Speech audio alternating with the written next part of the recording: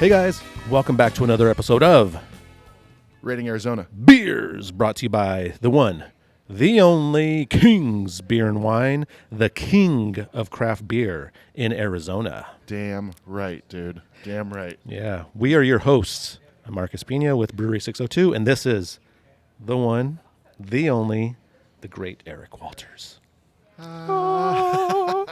Appreciate that, man. Always makes me feel good. You're great. You're great, my friend. Thank you. Mr. Pineapple. Mr. Pineapple. One of my favorite beers, by the way, Mr. Pineapple.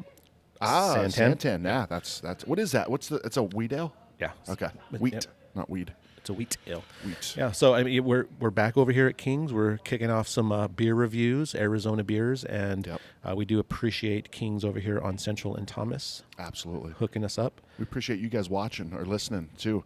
I've gotten some really good feedback recently of people really digging these episodes. So, Sweet. Yeah, I think it's a really cool, fun thing to do. This next one we're going to do, I'm excited about this because I thought about it, and then you picked it out without me even saying anything. It's because I'm in your head, man. Yeah, dude, always. But this is a popular one. This is one of the more popular beers in the state. Yes. I'll let you introduce it, man. Man, okay, so, well, we have here Orange Blossom from Papago Brewing Company, Not a.k.a. Huss, but 5% Papago. ABV. It's a wheat ale, right? And Yeah. Papago is a mandarin wheat. yeah. And, I mean, if you've lived in Arizona for any amount of time, you know Papago Brewery. It was, Scottsdale Road and McDowell. Yep. I had actually worked across the street from there and used to go there after work a lot, and go hang out at Papago and with all their taps and their really cool atmosphere. And it was like one of the first places I remember that had like some amazing beers in their cooler and, beers on tap. And then you're always, waiting for Coconut Joe to come out. And Great beer. Right? That was Papago was an OG, and I was only in the place once or twice, but you walked in and you felt like you were going into a beer bar in Flagstaff, right? Yeah. That's a good way to put it. Yes. Yeah, it didn't seem like a Scottsdale tap room at all. Right. But yeah, so Huss kept the Papago brand alive over the past several years, right? Yes. And now they actually have a tap room. Yeah, it's Papago tap room. Have you been there? I have not, and neither. it was funny. I was I was at a Cubbies game over at Sloan Park, and literally right there across the street is Papago, and I'm like telling the wife, and she's like, "No, we're not going to go." And I was like, "Okay, yes, dear." Oh, that's where it's at. It's over by Sloan Park. Yeah, it's over like across the street. It's in that where the was it the golden? Oh, that's right, the brass tap. Brass tap. Yeah, okay. It was a metal, precious metal of some sort. Tap. All right, man, let's crack this. Crack open. it. Let's do it. I'm excited. I have not had, you know what? When it was Huss Orange Blossom, I was like, I'm not drinking that. Yeah. And then now that it says Papago on the can, I'm like, I'm drinking that. Yeah. We need to do that. I haven't had this beer in forever. Yep, forever. Yeah, and to be honest with you, be completely transparent. Sorry. Yeah, you take that. Thanks. Was not a big fan of it when I had it before. Okay. Just kind of really not my style. Yeah. Not saying that it's a bad beer. Right. I always try to encourage people of there's bad beers and there's beers you don't like.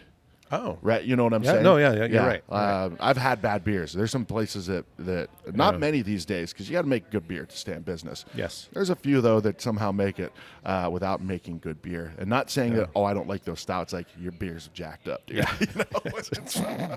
Your beer stank. Yeah. So for theirs.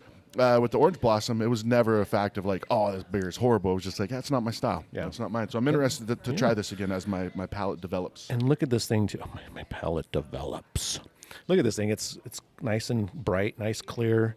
So bright, when I say bright, I mean it's clear. Yeah. Just a light gold color, nice, tight, compact white head on this thing. Poured really, really nice. And I'm excited because I haven't had it in years. Yeah. So I want to get a drive-by aroma. It's got a really interesting. I get a vanilla. Do I get vanilla a little bit? There is like a vanilla, and to me, so it does not give me the memories of the old school Orange Blossom. Oh, really? Okay. Already right off the bat. So you already kind of, all right. Yeah. So, I mean, just the drive-by aroma made me poo-poo already. What's poo-poo mean? I don't know. Like you're a little sad about it? Like, yeah, like, oh. Oh, it does have, light wheat beer with hints of bright citrus and creamy vanilla. Yeah, Okay, yeah. so And so what I remember, what my beer memory says about it is it was like a warm vanilla tangerine, okay. like almost like a tangerine tart, like with vanilla. And when you get the dry by aroma, it was almost warm. This is like bright, like this is like sharp, and it's like a sharpness to the tangerine. So almost as if it's like tangerine from concentrate or something. You know what I mean? Like Sure. and for some reason I remember it being more of like man, they use tangerines in this, and there's all sorts of nuances to the tangerines. Okay. You know what I mean? Sure. And then this seems more like refined, kind of, I guess is what I should say. Are you saying that you kind of expect a little bit of tartness in the flavor based off of the aroma? No, not necessarily. Okay. Just the aroma just seems sharp to me. But if it is astringent, then it probably is a reason, right? Cheers, buddy. Cheers. Let's drink this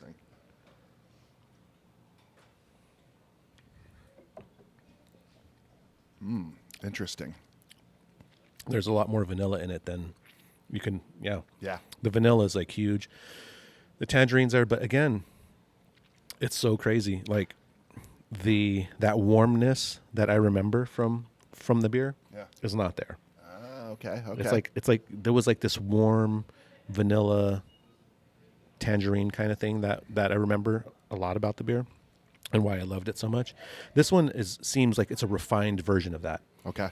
It's like maybe Papago was, maybe brewing a much smaller scale and not really, like putting. I was about to say a lot more care with that. Oof, strike that. I didn't mean us. Didn't mean that at all. But there just seems like this is more a refined version of that. Sure. Good or bad. I mean, doesn't matter, right? I mean, this is just like they took that and refined it. Yeah. Does that make any sense? Yeah, for sure. I mean, because they're making a lot of it apparently, right? You see this beer all over the place, whether it's on tap, whether it's in cans. So they've got it dialed in. Yeah. Right. Yeah. For sure. To me, I get a little bit of. It's almost like a orange soda. Yeah. A little bit. Yeah. Right. Yeah, for sure.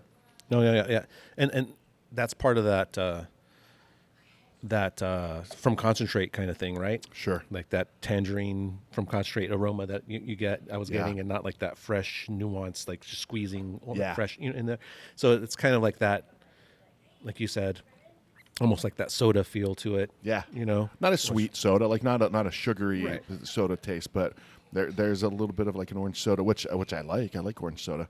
Fanta. Don't you want Or what was the other one? Sunkissed. I always like Sunkissed. This is better than what I expected it, and from what I remember it. If I got this, so here's the way that I'll say this: is if I got this on accident, I order a beer and they give me this, I'd be like, all right, I'll drink it. Right? Yeah, you don't have to take it back. Yeah, That's fine. Yeah, it's like, oh, it's fine. No, this is not what I ordered, but I'll drink this. Or other ones where it's like, Yeah. I want this. No. So this, I wouldn't order this. Yeah. I wouldn't order this. But I would recommend it. Right. I would recommend this to people that are, that they're like, hey, I would like a wheat ale with orange. I think honestly, like this is right on the money for somebody that's trying to get into craft beer, and they're just like, I don't like hops. Sure. Yeah. I don't like IPAs, and I don't know who doesn't like IPAs, but anyways, Terrorists. Yeah, you're right. Russians. They don't like IPAs. They only like stouts. That's right. But yeah, so I mean, if you're, somebody's trying to get into like, I want to try some craft beer, you know what? I would recommend this one. Yeah. I'd say, you know what? You need to go try Orange Blossom, because that's something you can, it's not hoppy. There's some, good, like you said, like that orange kind of soda-ish kind of flavor thing going with it. It's crushable, low ABV. I don't think I mentioned the ABV on the can, by the way. No. Is there an ABV? I think it's like 5%. Is it? I think so. It can't be that big. It has to be 4 Really? point something. Oh, man, it's 5% on the money. Jeez, Shit, I've lost it. I'm done. You don't need me anymore. Snatch this stone from my hand. No, I need you here. I need you here, my friend. So yeah, I mean, so let's rate this thing. Like, what do you say based off of other wheat beers, other fruited beers, we've been doing a lot of fruited beers today. Yeah. So I would rate based off of that, and if I rate this based off of what I remember it tasting like, it's not going to be good. Yeah. So I'm going to rate it based off of what I think now. Okay. I would say I would give this a 8.25. Like I said, I wouldn't order this, but I wouldn't send it back. Right, as my wife would say, I wouldn't kick it out of bed. But it makes sense why this beer is so successful. Sure. You could right? see how successful it's because of it's approachable. Very approachable. Yep. But you know, whenever you have like kings of hot shots like ourselves, that what he's trying to say. Our palates are sophisticated and stuff, and junk. Then you know. So what's your grade then? Based off after that, I'm in the same. I'm at an 8. Okay. I'm at an 8 with this one.